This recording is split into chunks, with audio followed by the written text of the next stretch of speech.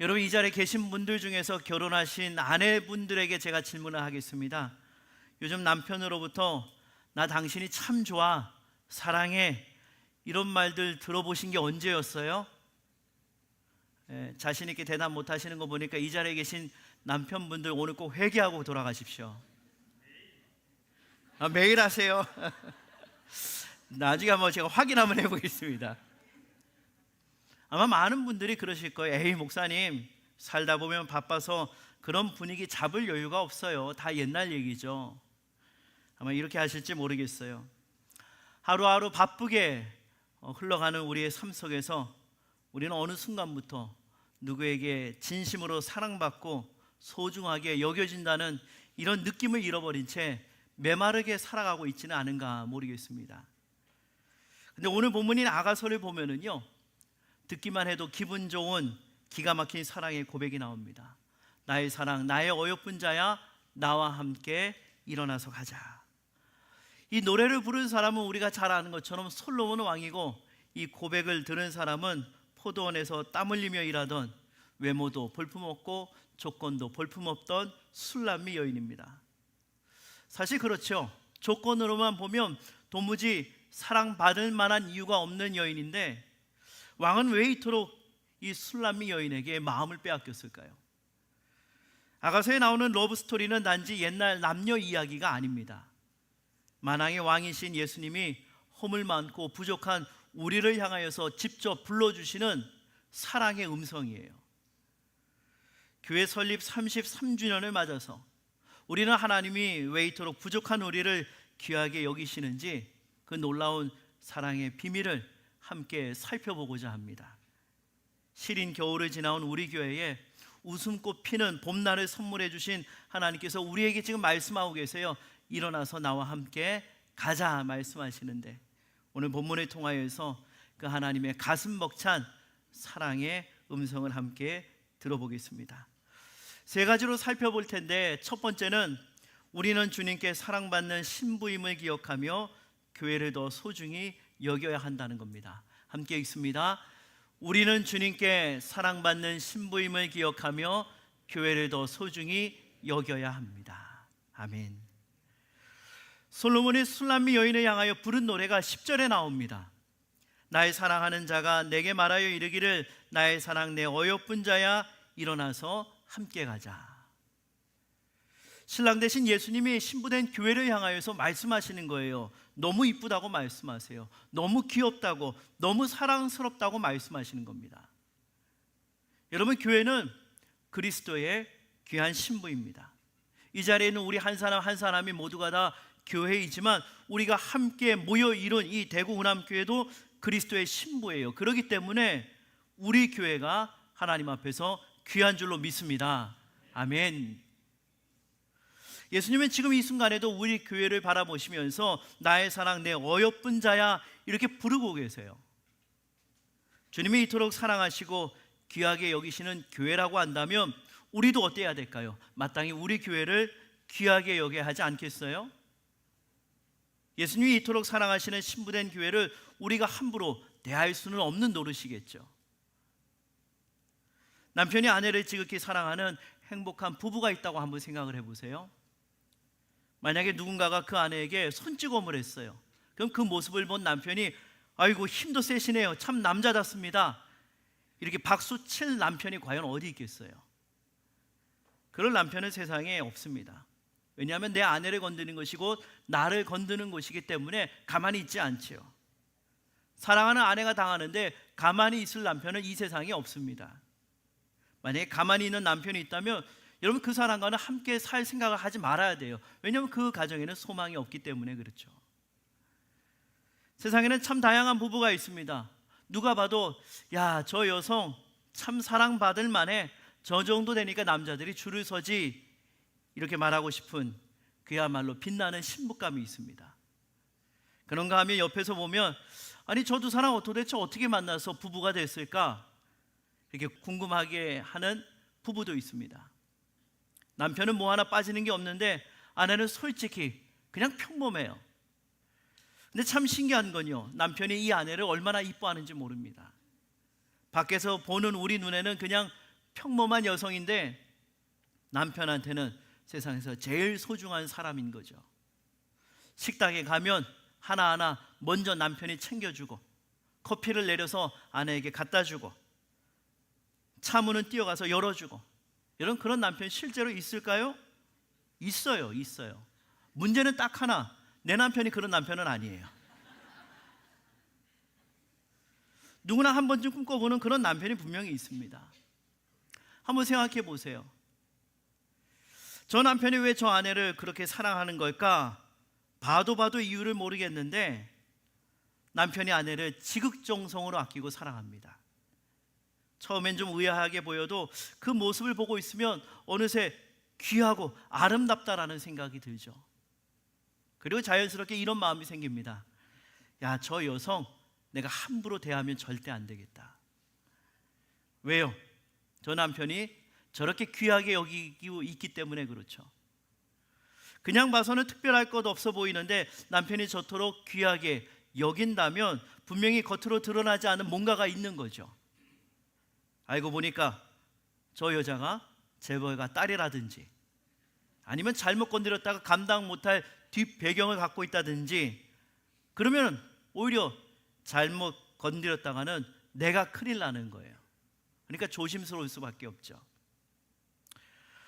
우리 교회도 마찬가지입니다.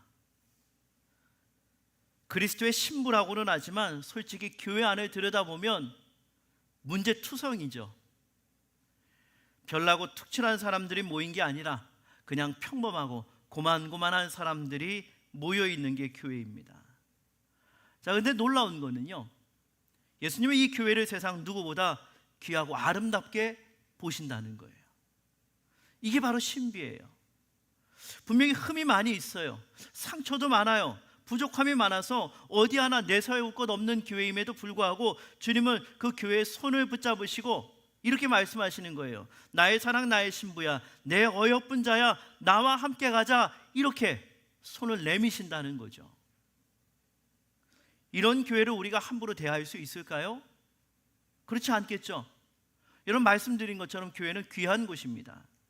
주님의 눈에 귀한 곳이에요.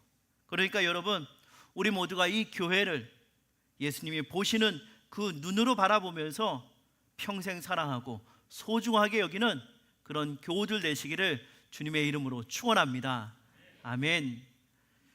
두 번째 생각할 것은, 시련의 겨울을 지난 교회는 고개를 들어 하나님께 기쁨의 찬양을 드려야 한다는 겁니다. 함께 읽습니다. 시련의 겨울을 지난 교회는 고개 들어 하나님께 기쁨의 찬양을 드려야 합니다. 오늘 본문에 이런 말씀이 나옵니다. 11절에서 13절까지인데, 겨울도 지나고 비도 그쳤고 지면에는 꽃이 피고 새가 노래할 때가 이르렀는데 비둘기의 소리가 우리 땅에 들리는구나. 무화과 나무에는 푸른 열매가 익었고 포도나무는 꽃을 피워 향기를 토하는구나. 나의 사랑, 나의 어여쁜 자야, 일어나서 함께 가자. 솔로몬이 술람미 여인을 찾아와서 함께 나가자고 초청하는 장면입니다. 초청하는 근거로 솔로몬이 이렇게 말합니다. 겨울이 물러갔고 비가 멈췄고 온 땅에 꽃이 피어나고 새들이 노래하는 계절이 왔다. 비둘기 울음소리가 우리 땅에 가득하다. 그러니까 함께 나가자고 말하는 거예요. 이 팔레스타인의 기후를 보면은요, 10월에 이른 비가 내립니다. 그리고 4월에 늦은 비가 내려요. 이 늦은 비는 이제 겨울이 끝났음을 알리는 신호탄이면서 동시에 이 늦은 비가 그치면 곧바로 추수의 계절이 이어집니다. 다시 말해 솔로몬은 지금이 바로 그때라고 선언하고 있는 겁니다. 혹독한 겨울이 지나갔어요. 비도 그쳤어요. 이제 풍성한 열매를 거두는 때가 마침내 왔다. 이렇게 선언하는 거죠. 여러분, 이 구절을 주중에 묵상하면서 저는 이 말씀이 우리 교회를 향하게 건네시는 위로 같다라는 생각을 한번 해봤습니다. 지금은 이렇게 기쁨과 감사가 넘치는 교회가 됐지만 돌아보면 우리 교회도 아주 혹독한 겨울을 여러 차례 통과해 왔었죠. 몇 년 전에 우리 교회 안에 차갑고 어두운 시절이 있었습니다. 성도들의 마음이 서로를 향하여서 또 말씀을 향하여서 굳게 닫혀 있었던 때였어요. 서로 냉랭하게 대하고 공동체 안에 그 어떤 온기도 찾아볼 수 없었던 때가 우리 교회 안에 있었죠. 제가 이 자리에 있지는 않았지만 같은 노예에 있으면서 이야기를 많이 들었어요. 그러면서 위태롭고 힘겨웠던 시절의 이야기 들으면서 아이고, 교회가 참 많이 힘들겠구나, 어렵겠구나 하는 생각을 했더랬습니다. 아마 그때 많은 성도님들이 이렇게 기도하지 않았을까요? 하나님, 우리 교회가 앞으로 어떻게 되는 거죠? 하나님, 우리 어떻게 하면 좋을까요?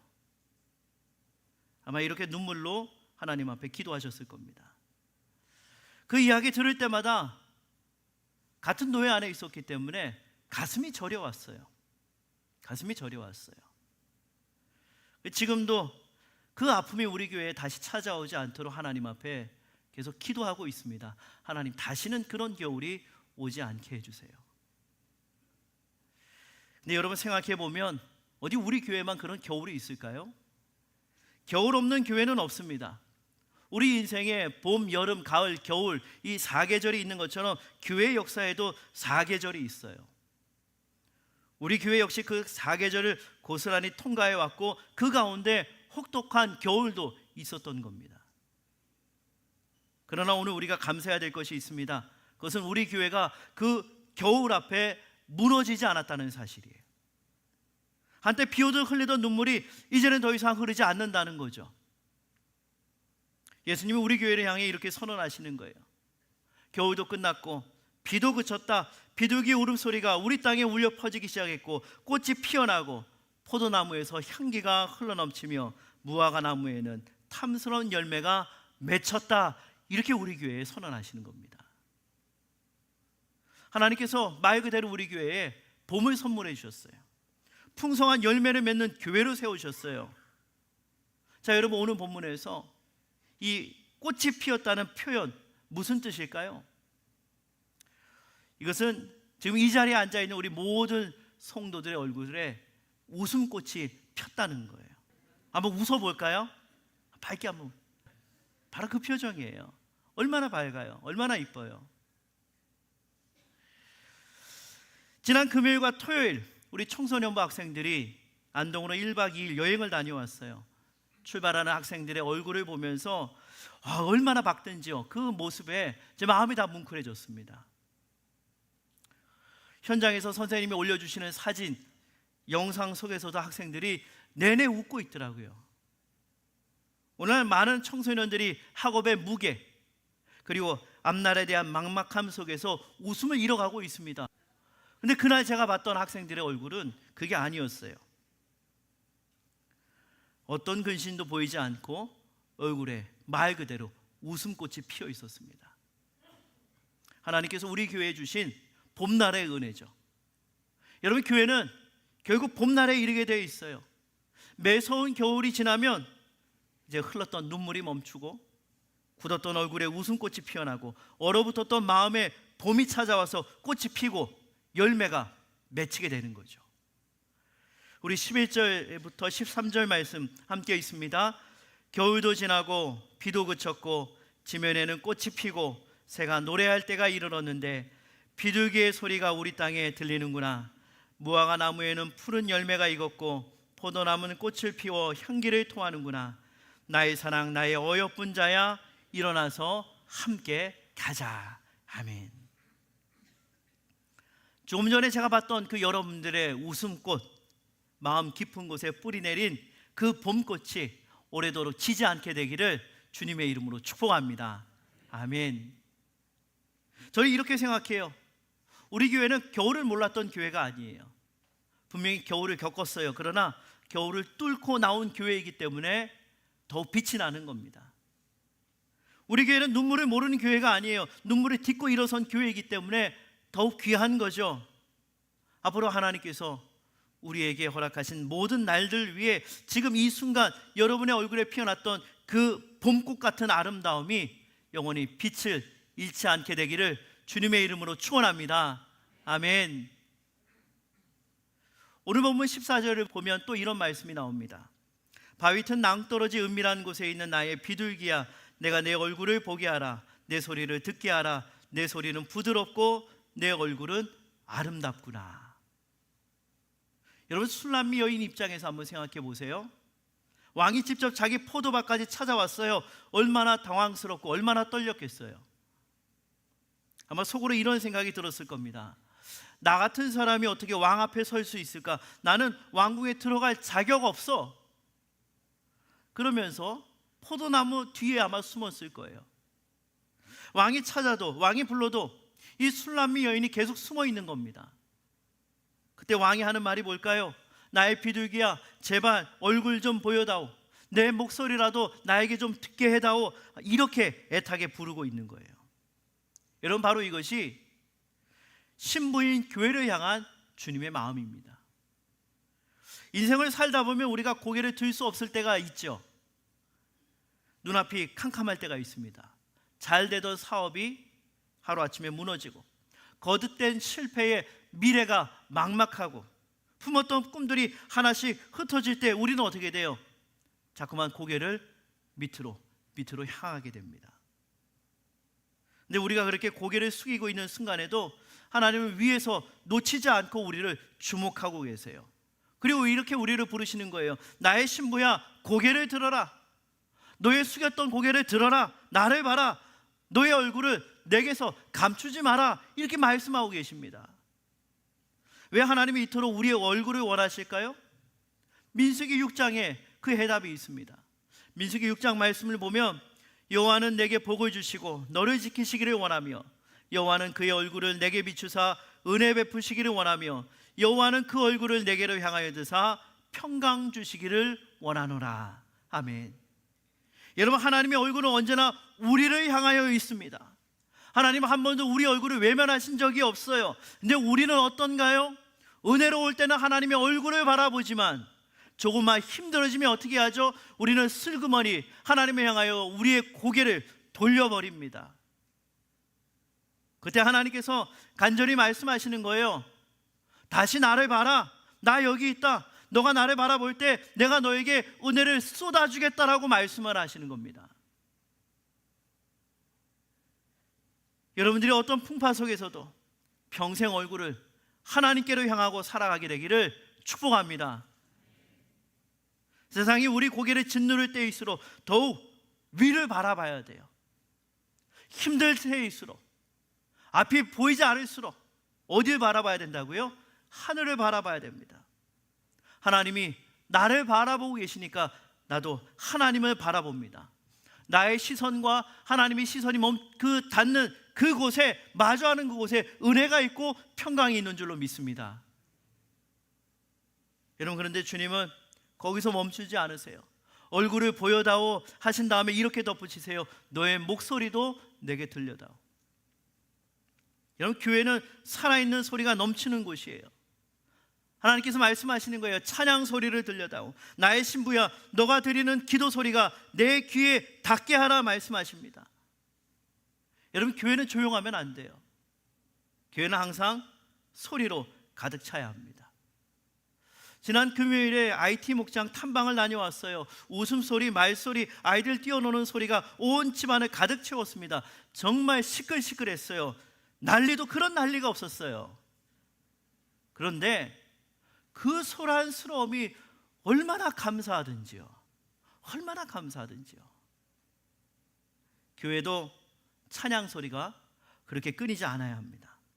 막막하고 지칠 때 이 사람 저 사람 붙들고 하소연하러 다니는 것이 아니라 하나님 앞에 나와 털썩 주저앉고 하나님 앞에 기도하는 소리가 들려야 돼요. 말씀이 선포될 때 온 마음으로 화답하는 아멘 소리가 예배당에 가득해야 합니다. 하나님이 원하시는 소리가 바로 그 소리예요. 기도 소리를 원하세요. 찬양 소리를 원하세요. 아멘 소리를 원하세요. 그 소리들이 하늘에 닿기를 하나님께서 기대하고 계시는 겁니다. 그래서 하나님께서 이렇게 말씀하시는 거예요. 나의 아들아, 나의 딸아, 나의 사랑하는 신부야, 고단하다고 힘들다고 지쳤다고 고개를 떨구지 마라. 얼굴을 들어라. 시선을 위로 향해라. 짐을 내려놓고 나를 바라봐라. 슬픔 속에서도 내 얼굴을 찾아라. 내가 너의 곁에 있지 않느냐. 이렇게 말씀을 하시는 거죠. 14절에 내 소리를 듣게 하라, 이 표현이 있어요. 아주 중요한 표현입니다. 이 말씀의 뜻이 뭘까요? 나는 언제나 귀를 열고 있다는 거예요. 누구를 향하여서? 우리를 향하여서. 언제든지 부르짖으라는 거죠. 찬양을 통해서, 기도를 통해서, 아멘을 통해서 부르짖기만 하면 언제든지 들으시겠다라는 것. 우리 하나님, 지금 이 순간도 듣고 계신다라는 거 믿음으로 받는 우리 모두가 되기를 주님의 이름으로 축원합니다. 아멘. 마지막으로 우리가 생각할 것은 작은 여우를 분별하고 밤이 오기 전에 잃어버린 영혼들을 초청해야 한다는 겁니다. 함께 읽습니다. 작은 여우를 분별하고 밤이 오기 전에 잃어버린 영혼들을 초청해야 합니다. 15절을 보면은요, 느닷없이 여우 이야기가 나옵니다. 우리를 위하여 여우, 곧 포도원을 허는 작은 여우를 잡으라. 우리의 포도원에 꽃이 피었습니다. 이제 풍성한 결실을 눈앞에 둔 술람미 여인이 이 왕의 초청에 응하면서도 마음 가운데서는 쉽게 놓지 못했던 염려가 하나 있었어요. 포도원에 꽃이 만발하듯이 교회 찬양이 넘칩니다. 성도의 얼굴이 빛나요. 기도 소리가 하늘을 찌를 때가 있죠. 하나님의 사랑이 교회 안에 가득 차오르는 바로 그 순간, 그것을 견디지 못하는 존재가 있어요. 그 찬양의 소리, 아멘 소리, 기도 소리를 듣기 싫어하는 존재가 있어요. 누굴까요? 마귀입니다. 마귀는 교회가 잘 되는 것을 못 봐요. 찬양과 기도와 아멘 소리가 나오는 것을 좋아하지 않아요. 성도가 쓰러지고 교회가 흔들리는 것을 보면서 오히려 희열을 느끼는 존재가 마귀죠. 그렇기에 열매 가득한 포도원이 보이면 어김없이 여우를 보내서 뿌리부터 갈가 들어오는 겁니다. 하나님께서 우리 교회에 무엇을 당부하고 계실까요? 우남교회야, 너의 포도밭을 망가뜨리는 여우를 놓치지 마라, 이렇게 말씀하시는 겁니다. 포도원의 열매는 성도가 누려야 되는 거예요. 이거는 여우에게 빼앗길 것이 아니죠. 포도를 짓밟고 으깨어 성도들의 손에 아무것도 남지 않게 만드는 여우를 볼 수 있는 영적인 안목이 우리에게 있어야 됩니다.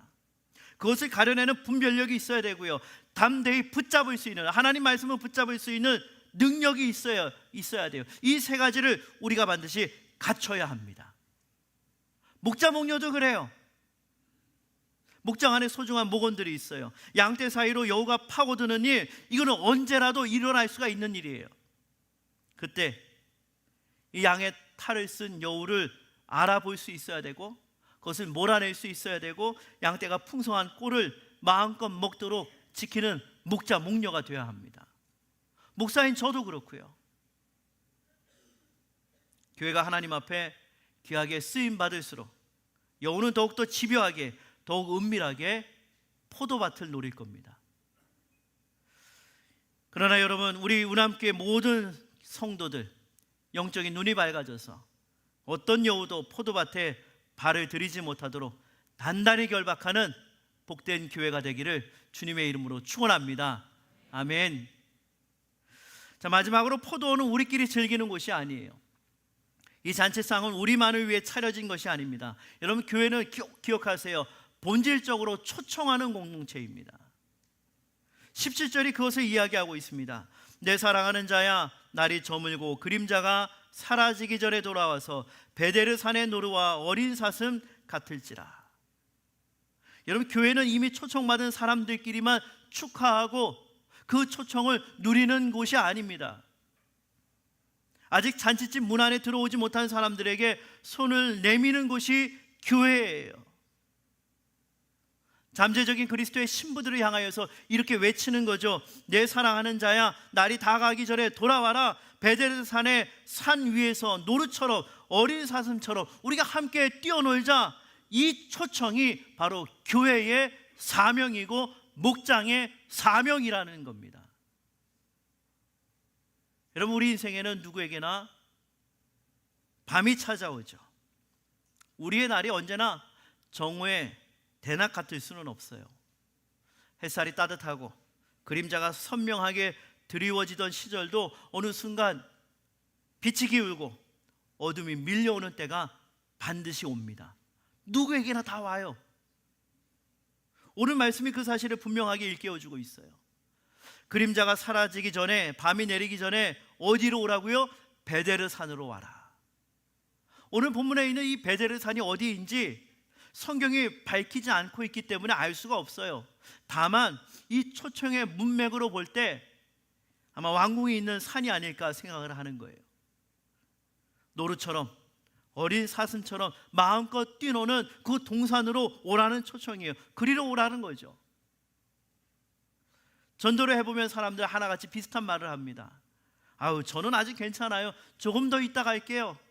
지금 바빠서요. 하나같이 자신의 날이 영원할 것처럼 말합니다. 밤은 자신에게 오지 않을 것처럼 여겨요. 아니죠. 그러나 아니에요. 누구에게나 그림자가 사라지는 날이 옵니다. 누구에게나 어두운 밤이 찾아옵니다. 그러므로 교회는 밤이 오기 전에 한 사람이라도 이 잔치집으로 이끌어들이는 초청하는 공동체가 돼야 합니다. 여러분, 우리 교회가, 저는 하나님 앞에 간절히 기도하고 있어요. 하나님, 우리 교회가 베델산이 되게 해 주옵소서. 세상 무게에 짓눌려 있는 사람들 이곳으로 불러들이고 그들의 날이 저물기 전에, 그림자가 걷히기 전에 이 동산에서 함께 노루처럼 사슴처럼 자유롭게 뛰노는 교회, 바로 그런 교회가 우리 교회가 됐으면 좋겠어요. 이번 주부터 6월 첫째 주까지 3주간 VIP와 함께하는 봄 행복 축제가 열립니다. 지난 3월 말씀 잔치에 오셨던 분들이 있을 거예요. 그리고 그때 오고 싶었지만 끝내 오지 못했던 분들도 계시겠죠. 그 이후로도 여러분들 마음 가운데 두시고 계속 기도하고 있다고 저는 애써서 믿고 싶습니다. 여러분, 그런 분들을 목장의 식탁으로 불러내는 거예요. 공들여 준비한 음식과 진심 어린 환대로 한 영혼의 마음의 문을 똑똑똑똑 두드리는 겁니다. 이 초청이 씨앗이 돼서 현수막에 적혀있는 대로 한 영혼의 봄이 우리 목장에서 시작되는 일이 일어나게 될 줄로 믿습니다.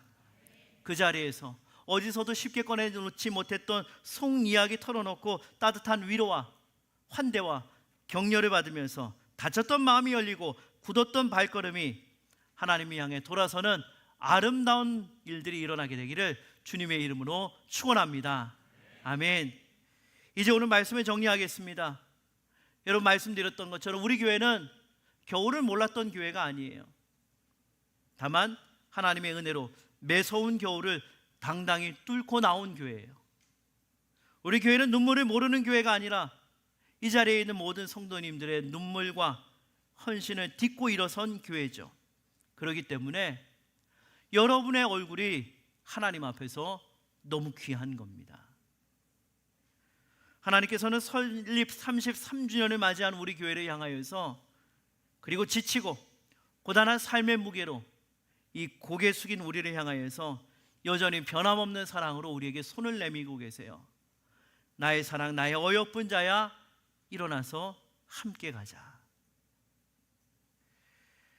교회 설립 33주년, 시린 겨울을 지나 찬란한 봄을 주신 하나님 앞에 모든 영광을 돌려드립니다. 하나님이 내미신 손을 꼭 잡고 잃어버린 영혼들의 손을 이끌며 앞으로 행하실 하나님의 위대한 일을 향하여서 믿음으로 일어서서 함께 걸어가는 우리 모두가 되기를 삼위 하나님의 이름으로 축원합니다. 아멘.